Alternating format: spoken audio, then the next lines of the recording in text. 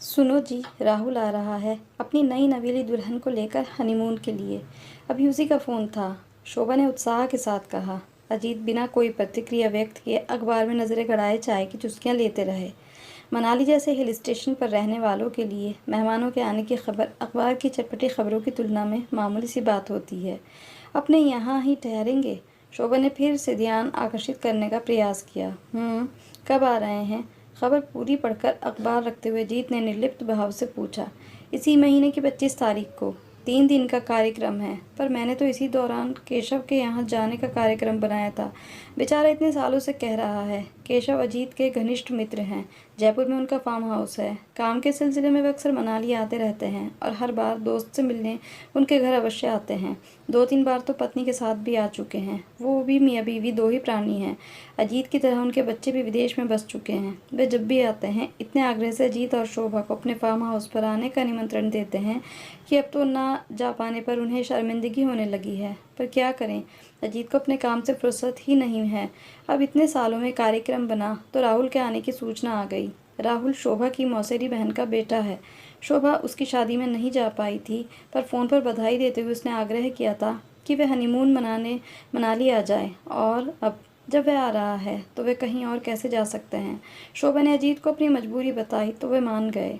ठीक है, फिर कभी सही, कहकर वे तैयार होने चले गए और शोभा खुशी खुशी राहुल और बहू के स्वागत की तैयारियां करने लगी। अतिथि देवो भव के संस्कार शोभा में कुछ ज़्यादा ही पड़े हुए थे, इसलिए आए दिन आने वाले मेहमानों की आवभगत करते उसे ज़रा भी उत्कंठा नहीं होती थी, बल्कि दिल उल्लास और स्फूर्ति से भर उठता। वरना वही रोज़ की बोरिंग जिंदगी। अजीत तो सुबह के गए देर रात तक घर लौटते। शोभा भला टीवी, मैगजीन और भाई के संग कितना वक्त बिताए। फिर ज़्यादातर मेहमान घूमने आते हैं, जो सवेरे नहा धोकर निकलते हैं तो देर रात तक खाना खाकर ही लौटते हैं, इसलिए काम का ज़्यादा बोझ भी नहीं बढ़ता और उनसे हंस बतियाकर शोभा तरोताज़ा हो जाती। इसी बहाने उसे चाय नाश्ते के संग अपनी पाक कला के गुर प्रदर्शित करने के मौके भी मिल जाते। अजीत भी ऐसे मौक़ों का पूरा लुत्फ उठाते और खान पान के दौरान कई बार मजाक करने से भी नहीं चूकते। आप लोग आते रहा कीजिए, इसी बहाने हमें भी अच्छा खाने को मिल जाता है। शोभा झूठ झूठ आके दिखाती, पर सच ही तो है। 2 लोगों के लिए कुछ बनाने का मन ही नहीं करता। फिर अजीत को डायबिटीज़ भी है, इसलिए परहेज़ का पूरा ध्यान रखना होता है। पर मेहमानों के आने पर 2 दिन उन्हें भी थोड़ी छूट मिल जाती है। सोचते हुए शोभा जल्दी जल्दी पानी भरने लगी। हिल स्टेशन पर पानी की बड़ी किल्लत रहती है। बड़ी मुश्किल से कुछ देर के लिए पानी चढ़ता है। अरे हाँ, उन्हें कुछ उपहार भी तो देना है। शादी में तो जा नहीं पाई थी, अब यहाँ आ रहे हैं तो अच्छा मौका है। पर क्या दूँ?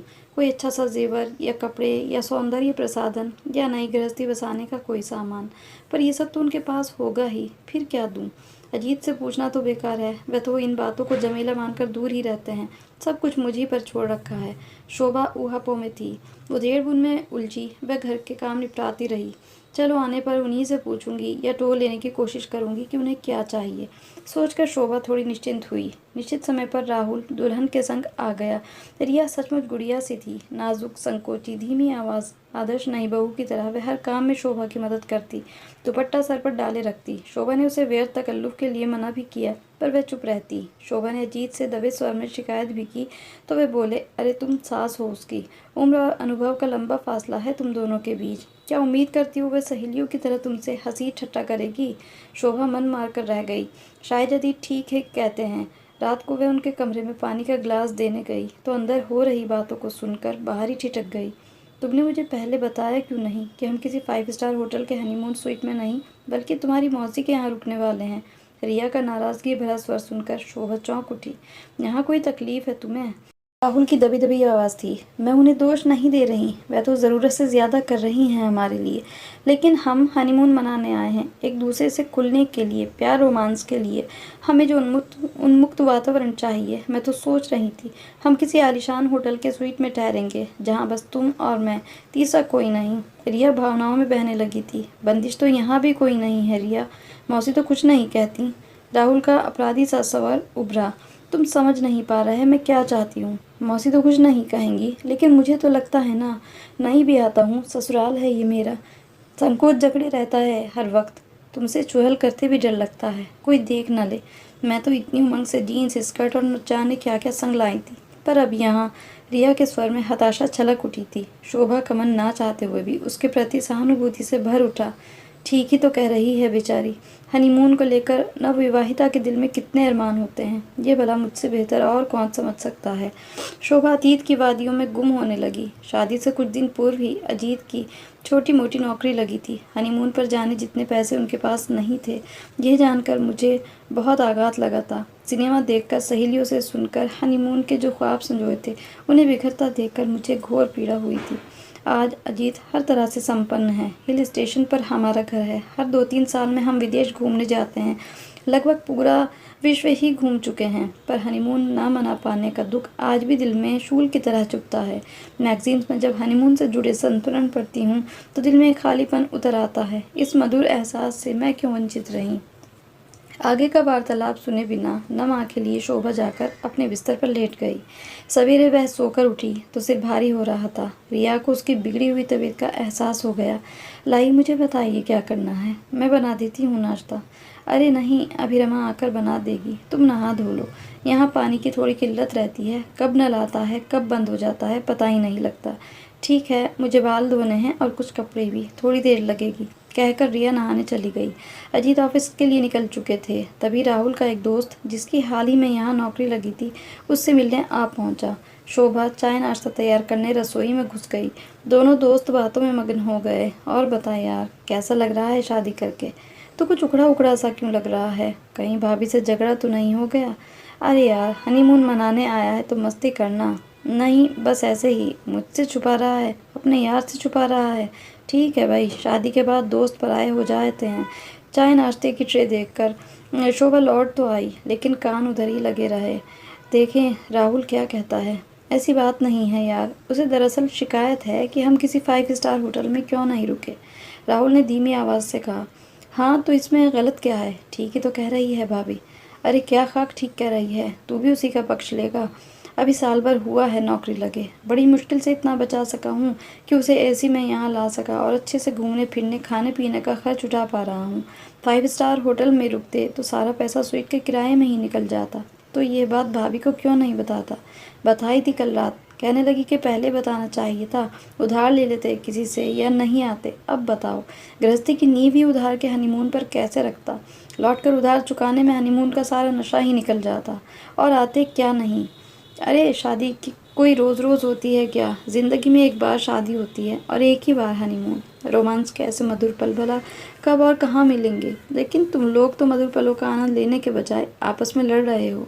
इसीलिए तो रात से मन ख़राब है। यहाँ बताने की हिम्मत नहीं पड़ी। सोचा अभी से क्यों उसका मूड ख़राब करूँ, पहुँचकर अपनी मजबूरी समझा दूँगा, समझ जाएगी।